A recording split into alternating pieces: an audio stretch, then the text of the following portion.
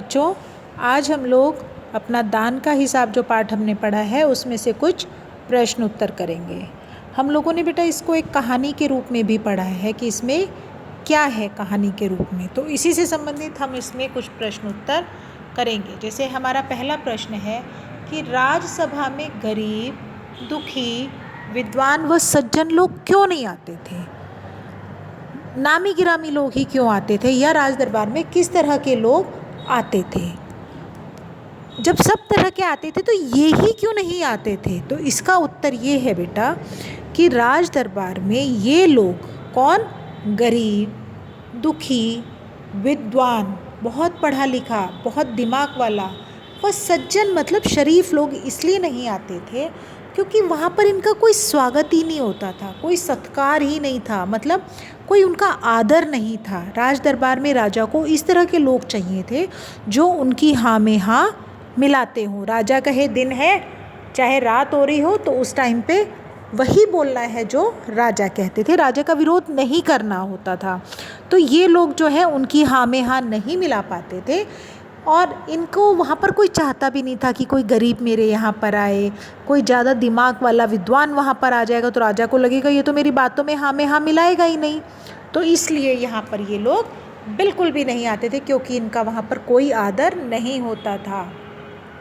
तो इसी में दूसरा प्रश्न है बेटा, देश में क्या आपदा आई थी, क्या मुसीबत आ गई थी? तो इसके उत्तर में लिखेंगे कि देश में अकाल पड़ गया था। अकाल मतलब बेटा सूखा पड़ जाना, बारिश ना होना, जिसकी वजह से फसलें खराब हो जाना। हम कई बार मूवीज़ में देखते हैं ना कि बारिश नहीं हो रही है तो सारी फसल सूख गई है और किसान बेचारा भूखा मरने लग गया है। तो देश में अकाल पड़ गया था। बहुत तरह की प्राकृतिक आपदाएं होती हैं बेटा, जैसे भूकंप होता है उसमें ज़मीन फट जाती है, बारिश की वजह से बहुत बारिश आ जाए तो बाढ़ आ जाती है, जगह जगह पर पानी भर जाता है, उससे भी फसल खराब हो जाती है बेटा, ठीक है।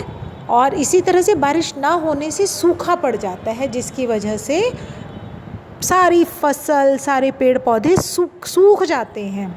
तो लोग क्या खाएंगे?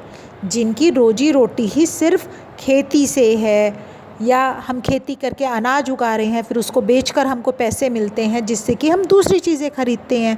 तो जब वो नहीं होगा तो किसान भूखों मरने लग जाते हैं, ठीक है।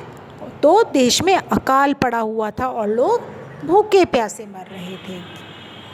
तीसरा है कि राज्य के लोग महाराज के पास क्या गुहार लेकर गए थे? गुहार मतलब मदद के लिए आवाज़ लगाना, गुहार मतलब मदद के लिए आवाज़ लगाना। तो क्यों गए थे राजा के पास? वो इसलिए गए थे बेटा कि उनको लग रहा था कि राजा के पास तो इतना पैसा है। राज भंडार मतलब सरकारी कोष, राजा का जो जहाँ पर वो पैसों को रखता था। तो उनको ये था कि वहाँ पर इतना पैसा है, राजा अगर हमको थोड़ा सा पैसा दे देगा तो हम अपनी ज़रूरत का सामान दूसरी जगह से खरीद कर अपनी जान को बचा सकेंगे, ठीक है। क्योंकि उनके घर में तो कोई फसल हो ही नहीं थी बेटा, खेतों की फसलें सूख गई थी। तो उन्हें उम्मीद थी, क्योंकि राजा का दायित्व होता है प्रजा की देखभाल करना, उनकी ज़रूरतों को समझना, कोई परेशानी हो तो उसको दूर करना। तो इसलिए वो गए थे कि अगर हम राजा से कहेंगे तो शायद वो हमारी सहायता कर सकेगा। अगला प्रश्न था, क्या राजा ने प्रजा की सहायता की? क्या सहायता की थी बेटा? नहीं की थी। प्रजा की सहायता नहीं करी उन्होंने, अपितु मतलब और उनको डांट कर भगा दिया कि अगर तुम लोग मुझे ज़्यादा परेशान करोगे तो मैं तुमको दंड दूंगा, तुमको जेल में डाल दूंगा। तो वो बेचारे डर के मारे भाग गए। और सन्यासी ने राजा की तुलना किससे की? सन्यासी ने राजा की तुलना महाराज कर्ण से करी। महाराज कर्ण बेटा, जो कर्ण थे वो बहुत बड़े दानी माने जाते हैं। ये पांडवों के सबसे बड़े भाई और कुंती के बड़े पुत्र थे। इनके बारे में ये कहावत है कि अगर इनके पास कोई भी कुछ भी लेने के लिए आता था और अगर इनके पास है तो ये उसको दे देते थे, दान कर देते थे, उनकी सहायता करते थे, ठीक है। तो इनको सबसे बड़ा दानी कहा जाता है। कहा जाता है कि इनके जन्म के साथ ही इनके शरीर पर सोने के कानों में कुंडल और शरीर पर एक कवच था सोने का, जो कि अलग नहीं होता था बेटा। तो एक बार कोई सन्यासी इनसे मांगने आए तो इन्होंने कहा मेरे पास तो कुछ भी नहीं है। तो वो सन्यासी हंस के कहने लगे कि मुझसे आपको नहीं देना है मुझे तो आप मत दो, पर झूठ मत बोलो कि आपके पास कुछ नहीं है। उसने कहा क्या है मेरे पास? तो उन्होंने कहा आपके पास ये कवच और कुंडल है ना सोने के। तो बेटा बड़ी मुश्किल से कर्ण ने उनको अपने शरीर से अलग कर कर वो भी दान में दे दिए थे।